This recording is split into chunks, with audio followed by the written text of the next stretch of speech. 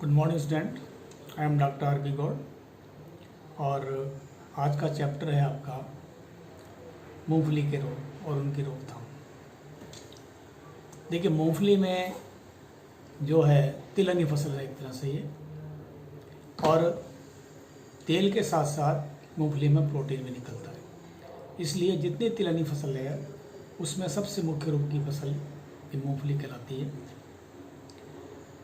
इसकी जो खेती है ज़्यादातर रेतीली ज़मीन में या कछारी भूमि में, दोनों जगह आप आसानी से इसकी खेती होती है।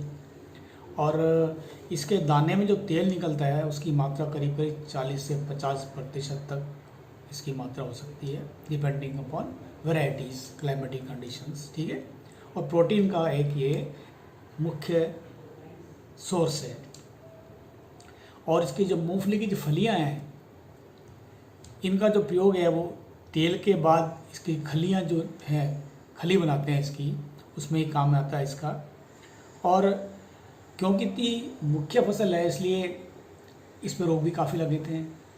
तो इन रोगों का बचाव करने के लिए सबसे पहले हमें पता होना चाहिए कि मूंगफली में कौन कौन से रोग लगते हैं और उन रोगों का क्या लक्षण है, जिससे कि आप उसकी रोकथाम आसानी से कर लें।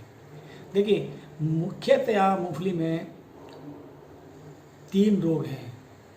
पहला तो है आपका पत्ती धब्बा रोग, दूसरा जो है रोग है उसको कोलेरोड बोलते हैं यानी ग्रीवा ग्लन रोग, और तीसरा है वायरस रोग जिसको क्लम्प वायरस बोलते हैं, ये लगता है।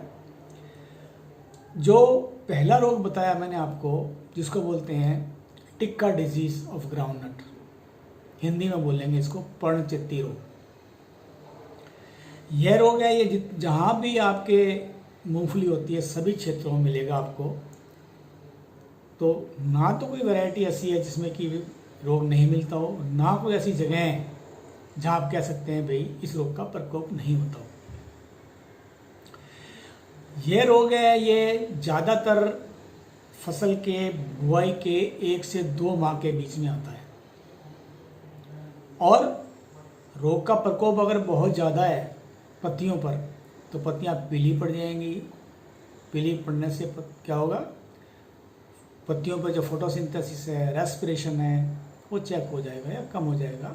उससे क्या होगा कि जो दाने लगते हैं इसके मूंगफली के, वो फलियां बहुत छोटी लगेंगी या लगेंगी नहीं, तो उपज में इसमें काफ़ी असर पड़ता है इसका।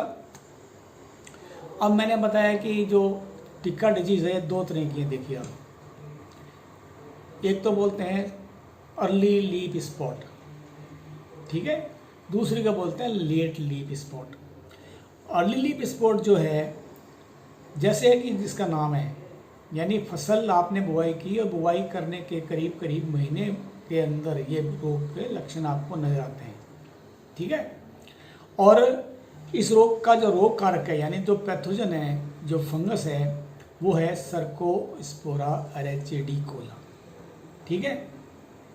जहाँ तक लक्षण की इसकी बात करते हैं, तो सबसे पहले इसके लक्षण क्या आएंगे, पत्तियों पर आएंगे। और इसमें क्या होगा कि पत्ती पर ऊपरी सतह है उस पर हल्के धब्बे बनते हैं सबसे पहले। और ये धब्बों का जो आकार है वो गोलाकार भी हो सकता है, अनियत भी हो सकता है, यानी कोई आकार भी नहीं हो सकता उसका। लेकिन खास बात यह है कि इस धब्बे के चारों तरफ पीले रंग का घेरा होगा, ये बहुत ज़रूरी है, यानी पीला परिवेश उस पर होगा। और जो धब्बे का जो क्षेत्र है वो, यानी उसका रंग है, वो करीब करीब लाल भूरे रंग से होता है। और निचली सतह पे इसका जो कलर है धब्बे का, वो थोड़ा लाइट कलर का होगा। जितना गहरा ऊपरी हिस्से में रंग है उतना गहरा निचले हिस्से में नहीं होगा। ठीक है। ये होगा एरेचिडिकोला का लक्षण। दूसरा जो लक्षण है पत्ती धब्बा रोग, टिक्का रोग, उसको बोलते हैं लेट लीफ स्पॉट। ये जो अर्ली लीफ स्पॉट डिजीज़ है, इसके आने के कम से कम 20-22 दिन, 25 दिन बाद इस रोग का प्रकोप चालू होगा। और इसमें क्या होगा कि इसके जो धब्बे हैं, खास बात ध्यान रखिए, इसके धब्बे जो हैं वो पत्ती की निचली सतह पर ही बनते हैं। और उनका रंग जो है वो गहरे काले रंग का होगा। धब्बों का आकार छोटा होगा और जो पीले रंग का जो इस पे परकोटा था रेसिडिकोला में, इसमें भी होता है, लेकिन शुरुआती जो स्टेज है रोग की तब नजर आएगा आपको, बाद में धीरे धीरे वो कम होता जाता है। ठीक है, अब बात करते हैं इसकी नेक्स्ट कि ये जो पैथोजन मैंने आपको बताया सर्कोस्पुरा, इसका क्लासिफिकेशन क्या है। देखिए क्लासिफिकेशन की अपन बात करें तो सबसे पहले इसका किंगडम क्या है इसका, माइकोटा। ठीक है, और इसका डिवीजन कौन सा हुआ, यू माइकोटा। सब डिवीजन इसका है ड्यूटेरोमाइकोटिना। क्लास इसकी होगी हाइपोमाइसिटीज। ऑर्डर इसका है हाइपोमाइसिटीज। फैमिली इसकी है डिमेटेसी और जीनस है इसका सर्कोस्पुरा। और स्पेसीज की दो बताई मैंने आपको, कौन कौन सी, रेसिडिकोला और पर्सोनेटम। ठीक है, अब बात करते हैं नेक्स्ट इसकी कि इस रोग का जो डिजीज साइकिल क्या है। देखिए दोनों रोग का जो डिजीज साइकिल है यानी रोग चक्र है वो करीब करीब बराबर है, एक जैसा है। और इसके दो प्रकार होते हैं फैलने के। एक तो जो पत्ती पौधे पे लगी हुई है वहाँ से इस रोग का प्रसार है। दूसरा कौन सा है, जो आपने हार्वेस्टिंग कर ली और हार्वेस्टिंग करने के बाद जो रोग ग्रसित पत्तियाँ या उसके अवशेष पौधे के जमीन में पड़े हैं उससे रोग का प्रसार। दो तरह से होगा। देखिए आप अगर पत्ती से, फ्रेश पत्ती से हो रहा है तो उस पर जो स्पोर्ट्स हैं उसमें क्या होगा, धब्बे होते हैं, कोनिडियोफोर्स होते हैं उसमें बने हुए। कोनिडियोफोर्स में क्या निकलेंगे, स्पोर्स निकलेंगे, उनका क्या नाम होगा, कोनिडिया होगा। और ये जो कोनिडिया है, ये स्पोर्स हैं, ये वायु के द्वारा या जो बरसात आती है उसकी बौछार से या कुछ केसेस में कीड़ों के द्वारा भी एक पौधे से दूसरे पौधे पे इनका फैलाव होगा। तो जो हेल्दी लीफ है उस पर जाके ये स्पोर गिरेंगे और उस पौधे को रोग ग्रसित कर देंगे। एक तरीका ये हुआ। दूसरा ये है कि जो फसल कटाई के बाद रोग ग्रसित पौधे का अवशेष जमीन में है वो ओवर विंटरिंग करेगा, यानी कि एक सीजन से दूसरे सीजन में रोग का जो है प्रसार उस तरीके से होगा। इसमें क्या होगा कि जो अवशेष हैं उस पर सूडोथीसियम बनते हैं और सूडोथीसियम जब आप अगले साल फसल बोएंगे आप तो फेवरेबल क्लाइमेटिक कंडीशन मिलने पे ये फूटते हैं और इसमें से क्या निकलते हैं, एस्कोस्पोर्स। ठीक है, और वो एस्कोस्पोर्स जो यंग पौधा है या नवांकुर है उसको जाके ग्रसित करता है और इस तरह रोग का जो है वो प्रसार एक पौधे से दूसरे पौधे में या एक सीजन से दूसरे सीजन में इसका होता है। अब बात करते हैं इसे कंट्रोल की। देखिए कंट्रोल में आप किसी एक उपाय से रोग की रोकथाम पूर्णतः नहीं कर सकते, इसलिए हमें ध्यान रखना है कि हमें क्या करना है, इंटीग्रेटेड वे ऑफ अप्रोच हमें काम में लेनी है, यानी समेकित रोग प्रबंधन हिंदी में इसको बोलेंगे। तो पहली बात तो ये है क्योंकि देखिए सोयल में सर्वाइव कर रहा है इसका पैथोजन, तो उसका पहला तरीका तो ये है कि सोयल के अंदर इसका इनोकुलम खत्म करने के लिए गर्मियों में बिजाई से पहले आप क्या करें, खेत की गहरी बुआई करें। बुआई 8 से 10 इंच गहरी होनी चाहिए और उसको बुआई करके खेत को खुला छोड़ दें। उससे क्या होगा कि गर्मी से जो इसके रोग के स्पोर्स हैं या उसके जो अवशेष पड़े हैं वो नष्ट होंगे। और दूसरी बात आप करें कि मूंगफली के खेत के आसपास जो भी आपके फसल लगी हुई है वो खरपतवार हैं आप उनको नष्ट करें। आप वो बहुत ज़रूरी है क्योंकि जो रोग का प्रसार है इनके द्वारा ही एक खेत से दूसरे खेत में होगा।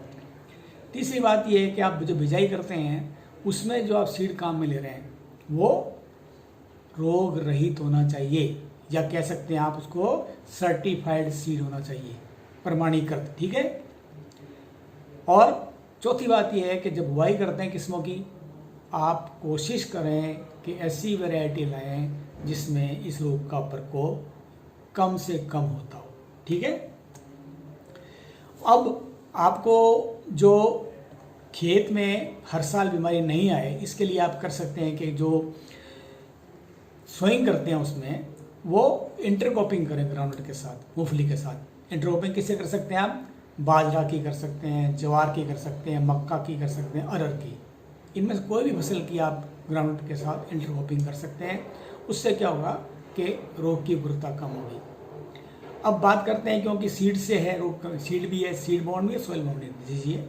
तो सीड में रोग का प्रकोप कम करने के लिए आपको सीड ट्रीटमेंट करना पड़ेगा। सीड ट्रीटमेंट में देखिए आप, या तो आप बायोजेंट काम में लें। बायोजेंट काम में लेते हैं, दो बायोजेंट हमारे पास रहते हैं ज़्यादातर, ट्राइकोडर्मा हर्जेनियम और ट्राइकोडर्मा विरिडी।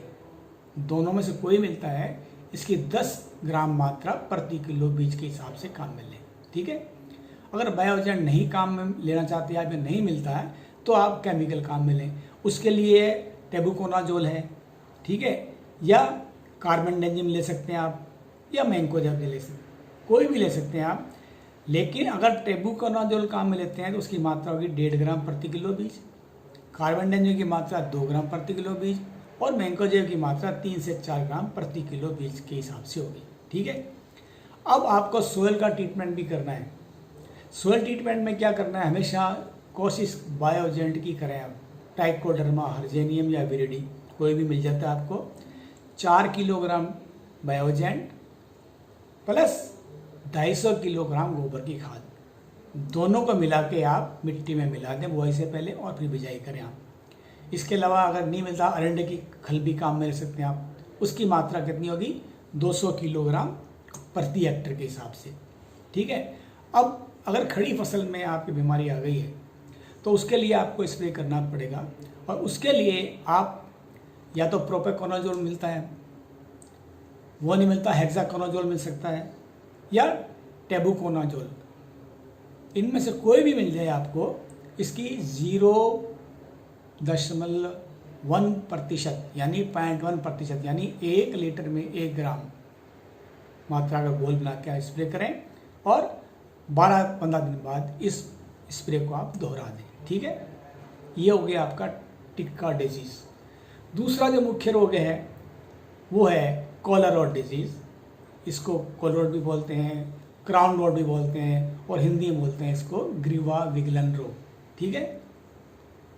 इसमें क्या होगा, या तो बीज उगने से पहले सड़ने लगता है, या जब बीज उगता है बीजांकुर, तो बीजांकुर जो है वो इन्फेक्ट हो जाएगा, और उगने के बाद वो कमज़ोर हो जाएगा, गल के और मर जाएगा। और या इस जो पौधे की शाखाएं हैं वो गलने लगेंगी। ये इसके खास लक्षण है। लेकिन इसका सबसे विशिष्ट लक्षण ये है कि ग्राउंडनट का पौधा ज़मीन में लगा होगा, तो जिस भाग से तने का जो भाग ज़मीन से सटा होता है उसको कॉलर बोलते हैं। तो वो तने का कॉलर रीजन जो है वो काला पड़ जाएगा, और काला पड़ के वहीं से टूटेगा। ये इसका खास लक्षण है। और इस टूटने से जो होगा, पूरा का पूरा पौधा समूल जो नष्ट हो जाएगा, जितनी फलियां लगी हैं उस पर या मूंगफलियां लगी हैं सब नष्ट हो जाएंगी। ठीक है। अब इसका डिजीज का जो पैथोजन है, रोग कारक क्या है, देखिए इसका रोग कारक है एस्परजिलस नाइजर। क्या है, एस्परजिलस नाइजर। इसे क्लासिफिकेशन की बात करें तो किंगडम क्या है, फंजाई। फाइलम है इसका एस्कोमाइकोटा। क्लास कौन सी है इसकी, यूरोटियोमाइसिटीज। ऑर्डर कौन सा, यूरोटियल्स। फैमिली है इसकी ट्राइकोमाइसी। जीनस क्या है, एस्परजिलस। और स्पेसीज कौन सी है इसकी, नाइजर। तो पूरा क्या है इसके पैथोजन का नाम, एस्परजिलस नाइजर। ठीक है। अब इसके जो नेक्स्ट बात करते हैं कि सर्वाइव कैसे करता है। देखिए सीड बॉर्न है ये, और सॉइल बॉर्न दोनों तरह से है। और सीड में क्या होगा, या तो कुनेडियम के थ्रू मल्टीप्लाई करता है इसका इनोकुलम, या स्कल्डोशवी बनते हैं इस पर, दोनों रूप में मल्टीप्लाई करते हैं। और जब फसल की कटाई कर दी आपने तो मिट्टी में ये पनपते रहते हैं। अगले साल आप बिजाई करेंगे, अनुकूल वातावरण मिलेगा, और अनुकूल वातावरण मिलने पे जो पैथोजन है वो हेल्दी क्रॉप को अटैक करेगा, और इस तरह रोग एक सीजन से दूसरे सीजन तक बढ़ता रहता है। इसका कंट्रोल मेजर भी जो है वो आपको इंटीग्रेटेड अप्रोच करनी पड़ेगी। करीब करीब वही कंट्रोल मेजर है जो कि मैंने टिक्का में बताया आपको, कि जैसे आप पहले तो गहरी बुआई करें गर्मियों में 8 से 10 इंच की। दूसरा, आप खरपतवारों को नष्ट करें आप। ठीक है। सर्टिफाइड सीड काम मिले आप, और ऐसी वैरायटी बोने काम मिले हैं जिसमें कि इस रोग का प्रसार कम होता हो। ठीक है, एक ध्यान रखें इसमें और है, इसमें कि इस रोग की जो उग्रता कम करने के लिए गहरी बुआई से बचें आप, ज़्यादा गहरी बुआई आप मूंगफली की ना करें। ठीक है, और मिट्टी में जो इसका इनोकुलम है उसको नष्ट करने के लिए क्रॉप रोटेशन आप अवश्य करें। ठीक है, क्रॉप रोटेशन में आप कौन सी फसल इंक्लूड करें? कपास करें आप, गेहूं करें, मक्का करें, जवार करें, प्याज करें या लहसुन करें, ये आप क्रॉप रोटेशन में काम में ले सकते हैं। अगर आपको मिक्स क्रॉपिंग करनी है ग्राउंड के साथ तो आप मोठ की करें। ठीक है, इससे रोग का जो है प्रकोप कम होगा। अब इसके अंदर जो एक तरीका और भी है इसका सोयल का इनोकुलम कम करने का, कि आप अरंडी या नीम की जो खल है वो आप काम में लें बुआई में। ठीक है, उसकी मात्रा है 500 किलोग्राम प्रति हेक्टर। तो कोई भी खल आप मिट्टी में डालेंगे तो वो बुआई से करीब करीब 15 दिन पहले आप डालें। ठीक है, और क्योंकि सीड बोर्न डिसीज से बीमारी आ रही है तो इसमें भी आपको बीजोपचार करना पड़ेगा। बीजोपचार में वही जो आपको पहले बताया मैंने, अगर आप बायोजेन काम में लेते हैं तो आप ट्राइकोडर्मा काम में लें, मात्रा 10 किलोग्राम प्रति किलो बीज के हिसाब से काम में ले सकते हैं आप। ठीक है, अगर आप केमिकल काम में लेते हैं आप तो ट्यूबुकोनाजोल है वो ले सकते हैं आप 1.5 ग्राम प्रति किलो बीज में, या कार्बनडेंजिम ले सकते हैं 2 ग्राम प्रति किलो बीज के हिसाब से। अगर यह नहीं मिलता है तो आप मैंकोजेब काम में ले सकते हैं, उसकी मात्रा 3 ग्राम से 4 ग्राम प्रति किलो बीज के हिसाब से होगी। सोयल ट्रीटमेंट भी आपको बायोजेंट से कर सकते हैं, इसमें ट्राइकोडर्मा से कर सकते हैं आप। 4 किलो ट्राइकोडर्मा को 250 किलो गोबर की खाद मिला के आप बुआई से पहले आप खेत में डालें और फिर बुआई करें। ठीक है, तीसरा जो रोग है वो है वायरस रोग, और इसका नाम है इंडियन पी क्लम्प डिजीज, यानी पीनट क्लम्प वायरस। ठीक है, बहुत पहले इस वायरस में इस डिजीज को क्लासीफाई रोजेट डिजीज के अंदर किया गया था, लेकिन अब इसका नाम है जो पीनट क्लम्प वायरस के नाम से ही है।